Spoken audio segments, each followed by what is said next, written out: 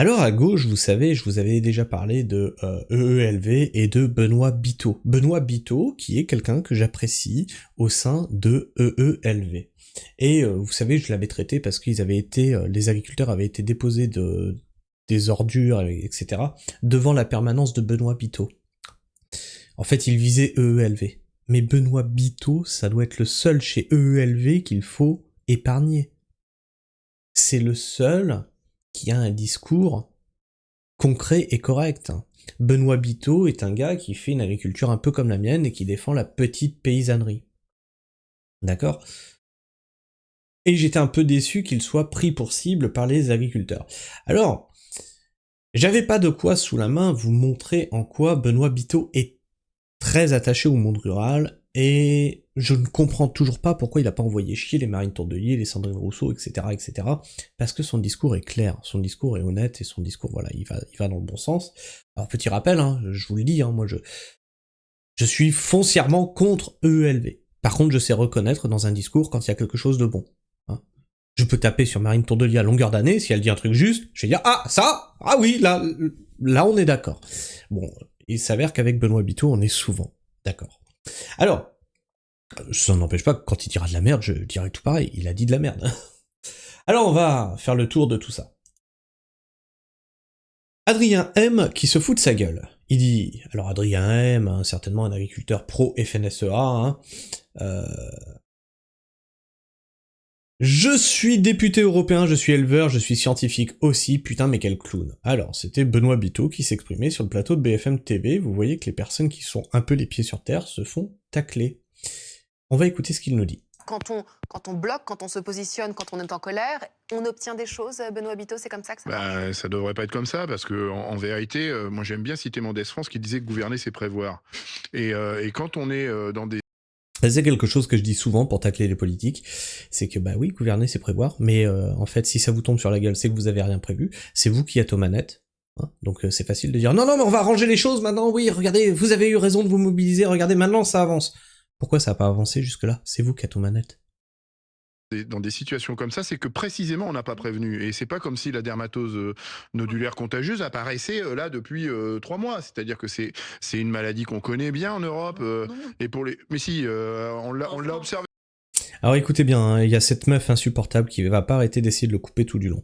Elle lui dit mais non, c'est pas connu, mais non. Après elle va lui dire mais je vais vous expliquer, en gros t'es un bouseux, je vais t'expliquer, t'es nul, t'y connais rien. La DNC elle est connue, on l'a eu en 92, on l'a eu sur l'île de la Réunion, on l'a eu en 98, etc., etc. Bref, à chaque fois on s'en est sorti sans faire d'abattage massif. C'est rigolo, c'est marrant. Ah tiens c'est rigolo. On isole la bête malade, on tue la bête malade, on met en quarantaine les autres et on voit si la maladie se développe sur les autres. Oh tiens c'est marrant, on a éradiqué la maladie comme ça. Et aujourd'hui, on te dit non, faut tout abattre.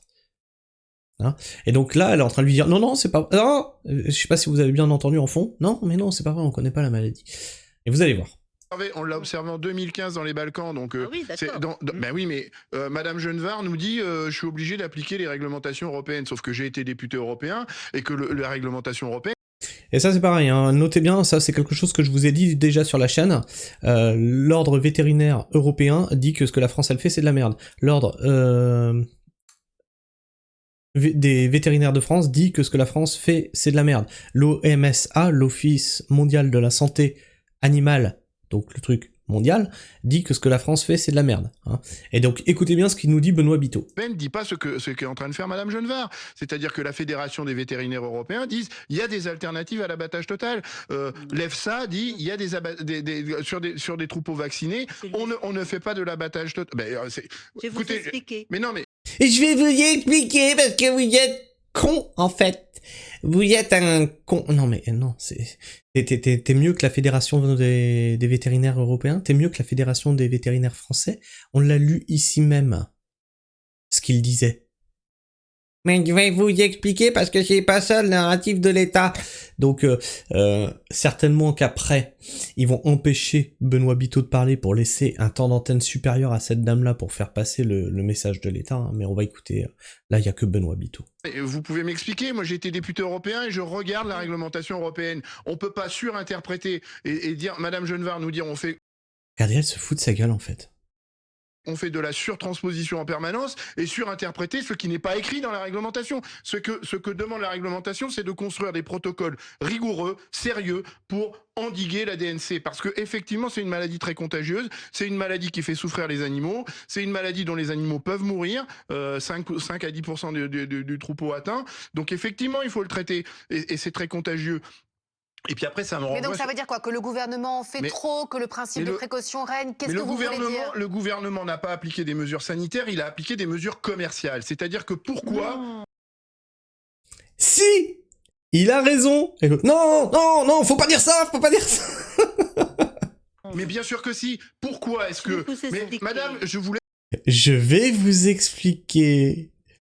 Ce ton condescendant, vous êtes un enfant, je vais vous expliquer, il faut que la population apprenne les bons mots. Je laisserai parler, mais je vous ai prié de me laisser parler. Je suis éleveur, je suis scientifique aussi, et je suis capable de déployer mes arguments.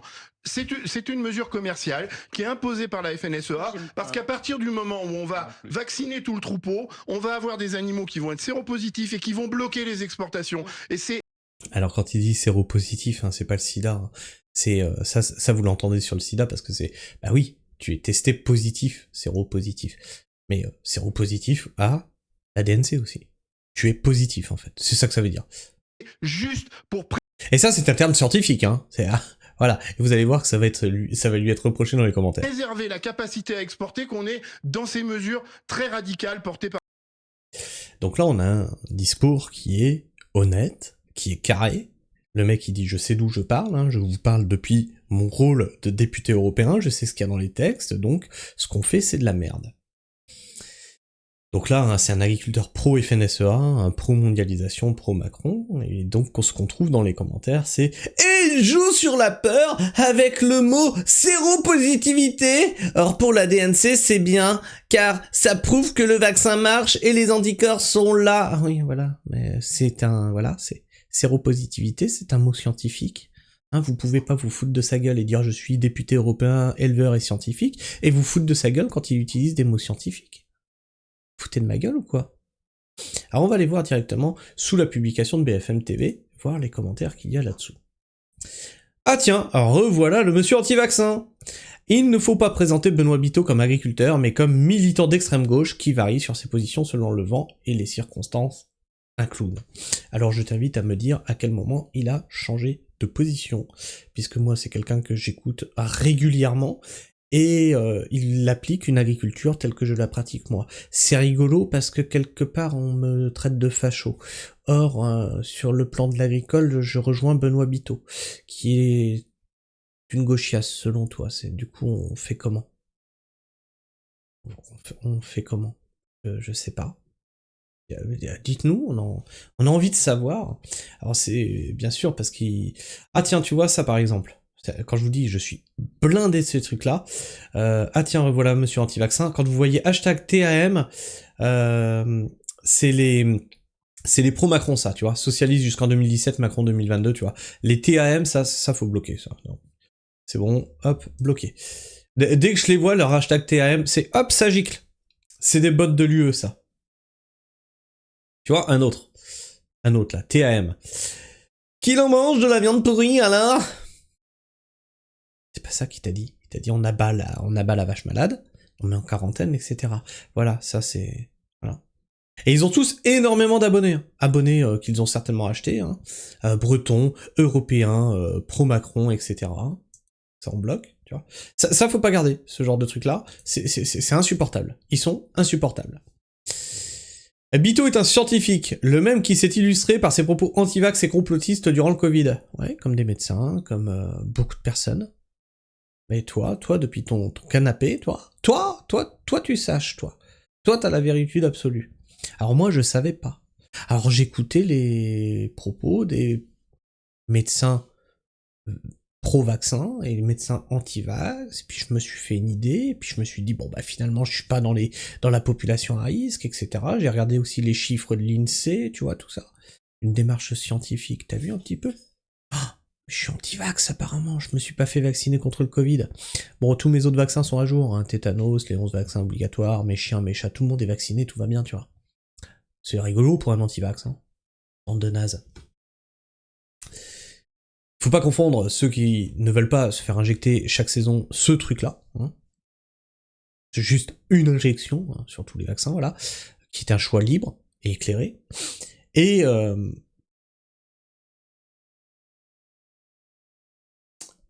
les anti-vax qui veulent pas de vaccin du tout. D'accord ? Bizarre quand Moustache est face à un homme vétérinaire, il la ramène moins. Source, preuve. Bref, comme vous voyez, tout est fait, tout est déployé pour dénigrer les personnes qui disent non mais il y a d'autres protocoles, mais qu'est-ce que vous faites ? Qu'est-ce que vous faites ? C'est marrant parce que quand moi je vous ai parlé justement de la fédération des vétérinaires, etc., je vous ai sorti la source. On a été directement sur leur site. Eux, ils te disent des trucs, pas de source, rien. C'est des affirmations sans rien derrière. Ah, la zététique a un sacré coup dans l'aile. Hein.